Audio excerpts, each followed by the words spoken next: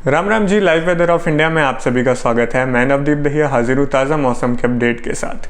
जुलाई के अंत के दिनों में और अगस्त की शुरुआत में उत्तर भारत के मैदानी हिस्सों में बारिश की गतिविधियां देखने को मिल रही थी। उसके बाद जैसे ही वो बारिश समाप्त हुई तो मानसून ब्रेक की स्थिति हमें उत्तर भारत में देखने को पिछले 10 से कम 12 दिनों से देखने को मिल रही है। क्योंकि मानसून ब्रेक की स्थिति कब बनती है? जब मानसून की अक्षय रेखा जो ट्रफ होती है वो हिमालय के पहाड़ी राज्यों पर चली जाती है और मैदानी राज्यों में जो है उत्तर पश्चिमी हवा का राज हो जाता है। तब से मौसम शुष्क हो जाता है और कभी कभी ये ब्रेक एक हफ्ता या 10 दिन तक भी चल जाते हैं। जैसा कि इस बार भी हुआ कि उत्तर भारत के जो कोर मैदानी इलाके हैं वहाँ पर तकरीबन 10 दिनों का मानसून ब्रेक रहा। लेकिन अब दोबारा से स्थिति अनुकूल होती जा रही है मानसून की बारिश के लिए और गतिविधियाँ आज से शुरू हो चुकी हैं पश्चिमी यूपी, दिल्ली, एनसीआर और पूर्वी हरियाणा के कुछ हिस्सों में।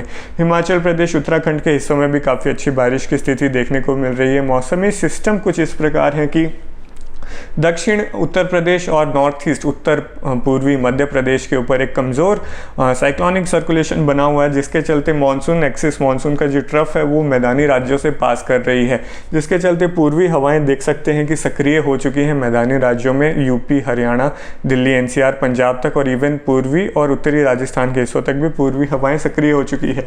एक WD की ट्रफ भी पाकिस्तान के आसपास बनी हुई है, लेकिन वो काफ़ी इनफेक्टिव है। वहाँ पर मॉइस्चर का फ्लो नहीं हो रहा है, नमी नहीं पहुंच रही अरब सागर से, उसके वजह से वो सक्रिय नहीं हो पाएगी। इसलिए टोटली इन कमज़ोर प्रणालियों के हिसाब से जो है बारिश की गतिविधियां हमें देखने को मिलेंगी। कुछ जगह आज पश्चिमी यूपी में काफ़ी अच्छी बारिश देखने को मिली, बिजनौर, मुजफ्फरनगर, सहारनपुर, साथ लगते यमुनानगर के हिस्सों में, और उत्तराखंड और हिमाचल प्रदेश के हिस्सों में काफ़ी अच्छी बरसात देखने को मिली। दोपहर तक आते आते बारिश की गतिविधियाँ दिल्ली, एनसीआर और बाकी पश्चिमी यूपी के हिस्सों में हापुड़, बुलंदशहर, आगरा, मथुरा, हाथरस, अलीगढ़, इन इलाकों में भी शुरू हो रही है और आज शाम तक धीरे धीरे इनमें बढ़ोतरी देखने को मिलेगी।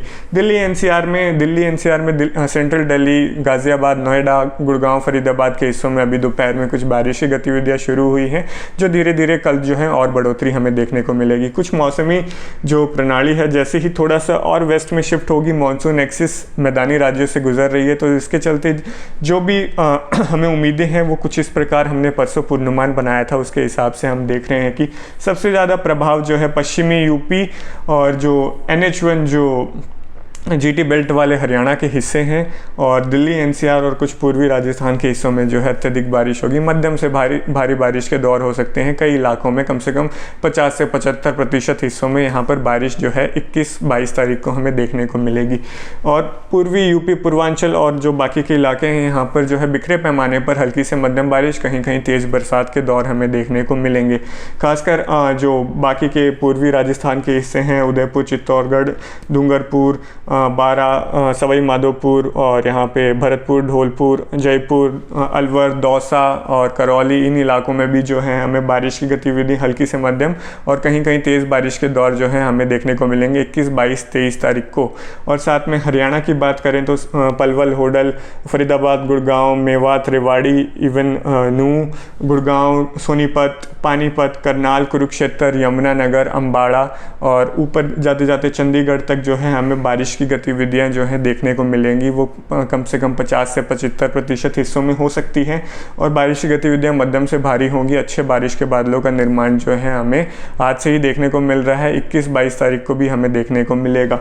और बाकी के जो कैथल, जींद, रोहतक, झज्जर, महेंद्रगढ़ और हिसार के पूर्वी हिस्से, फतेहाबाद के पूर्वी हिस्से, इन इलाकों में हमें केवल बिखरे पैमाने पर 25 से 50% हिस्सों में ही बारिश की गतिविधियां हो सकती हैं। यहाँ पर भी बारिश के दौर जो हैं हल्की से मध्यम बारिश के होंगे। एक आध जगहों पर तेज़ बारिश के दौर हमें, भारी बारिश के दौर हमें देखने को मिल सकते हैं। फिर बाद में पश्चिम में बढ़ते हैं, क्योंकि ये सिस्टम मॉनसूनल है, इसमें WD का प्रभाव नहीं मिल रहा है और साथ में पूर्व से पश्चिम में बढ़ते हुए ये कमज़ोर होता जा रहा है। इसलिए पूर्व पश्चिम में हमने बारिश की संभावनाएं ज़्यादा नहीं जताई हैं। पश्चिमी पंजाब के हिस्से, इवन उत्तरी पंजाब के हिस्से, अमृतसर से लेके गुरदासपुर से लेके फिरोजपुर, कपूरथला, मुक्तसर, मोगा और जो बरनाला और ये जो मुक्तसर के हिस्से, मनसा के हिस्से, मोगा के हिस्से जो हैं, यहाँ पर जो है केवल हल्की से मध्यम बारिश 0 से 25% हिस्सों में हो सकती है। यहाँ पर भी संभावनाएं हैं कि कुछ एक बादल ज़रूर जाएंगे, लेकिन बड़े पैमाने पर बरसात नहीं होगी। हरियाणा में सिरसा की बात करें, हिसार के पश्चिमी हिस्से, भिवानी के पश्चिमी हिस्से, चरखी दादरी के पश्चिमी हिस्सों की बात करें जो कि राजस्थान बॉर्डर से लगते हैं, तो यहाँ पर भी बारिश की जो संभावनाएँ हैं वो इतनी अत्यधिक अधिक नहीं है। बारिश के दौर जाएंगे 21, 22 और 23 तारीख को इन इलाकों में, लेकिन वो छोटे पैमाने पर होंगे। गतिविधियां किस प्रकार होगी? अच्छे बादल बन सकते हैं, हल्की से मध्यम बारिश हो सकती है और ऐसे कुछ 20-30 मिनट के दौर तेज़ बरसात के भी हो सकते हैं जो कम समय के लिए रहते हैं। तो जिन इलाकों में 0 से 25% में, इन इलाकों में जहां बरसात होगी उनके लिए काफ़ी फ़ायदा है और बाकी इलाकों में उमस भरी गर्मी बनी रहेगी। उत्तरी पश्चिमी राजस्थान की बात करें तो श्रीगंगानगर, हनुमानगढ़, झुंझुनू और जो अपने सीकर, साथ में बीकानेर, जोधपुर वाले जो इलाके हैं, आगे बढ़ें तो नीचे और बाकी जालौर और बाड़मेर वाले इलाकों में भी और जैसलमेर के इलाकों में भी लग रहा है कि ये स्पेल भी सूखा ही रहेगा। बादल ज़रूर जाएंगे क्योंकि पूर्व से आने वाली हवाएं हैं, थोड़ा बहुत सिस्टम मौजूद रहेगा जिसके चलते 21, 22, 23 अगस्त के बीच में संभावना है कि 0 से 25% हिस्सों में जो है हल्की से मध्यम और कुछ एक छोटे कम समय के लिए तेज़ बारिश के दौर इन इलाकों में भी देखने को मिले। लेकिन संभवित जो अभी तक मानसून की स्थिति इन इलाकों में रही है बहुत ख़राब रही है। अगर आप डेटा देखें, कुछ आंकड़े अगर हम देखेंगे तो देख सकते हैं कि कुछ जिलों में सामान्य बारिश भी हो गई होगी, ऐसा दिखाया जाएगा। लेकिन वो बारिश जून में हुई थी जब WD पश्चिमी विक्षोभ आते थे। जुलाई अगस्त मानसून आने के बाद इन इलाकों में तकरीबन सूखा है, एक आधा कोई दौर गया होगा बरसात का, लेकिन ज़्यादातर इलाके सूखे हैं और फसल सूख रही है। तो कुल मिलाकर एग्रीकल्चर ड्राउट तो है ही, मतलब खेती के हिसाब से देखा जाए तो ये इलाके सूखे ही हैं क्योंकि यहाँ पर खेती में कोई फ़ायदा नहीं हो रहा है, बारिश यहाँ पर नहीं हो रही है। तो कुल मिला के ये दौर भी जो है पश्चिमी इलाकों के लिए बहुत बेहतर नहीं होगा। 0 से 25% हिस्सों में बरसात की संभावनाएं हैं। तो आप समझ सकते हैं कि कुछ एक इलाकों में होगी, एक आधे तहसील में तेज़ बारिश हो जाएगी, दूसरा सूखा रह जाएगा, कुछ इसी प्रकार के बादल बनेंगे।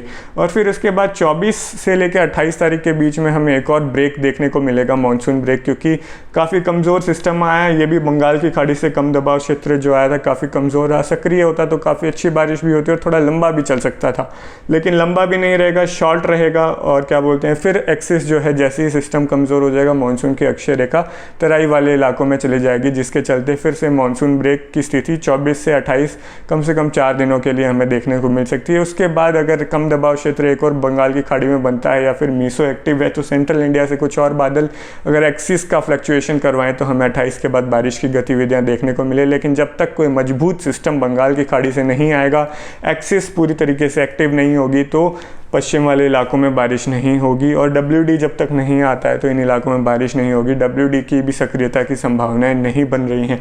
पूर्व वाले इलाके जो हैं यहाँ पर बीच बीच में स्पेल आते रहेंगे, यहाँ भी 24 से 28 के बीच में ब्रेक लगेगा, लेकिन उसके बाद जो है बारिश की गतिविधियाँ जो हैं फिर से दोबारा आ सकती है इन इलाकों के, क्योंकि ये एरियाज़ में थोड़ा मानसून सक्रिय रहता है, इसलिए यहाँ पर बारिश की गतिविधियाँ हम सितंबर में भी उम्मीद कर सकते हैं। आगे जो भी स्थिति रहेगी हम एनालिसिस करके आपको पेज पर और हमारे YouTube channel live weather of India से जुड़े रहिए, हम आपको लगातार अपडेट करते रहेंगे। धन्यवाद।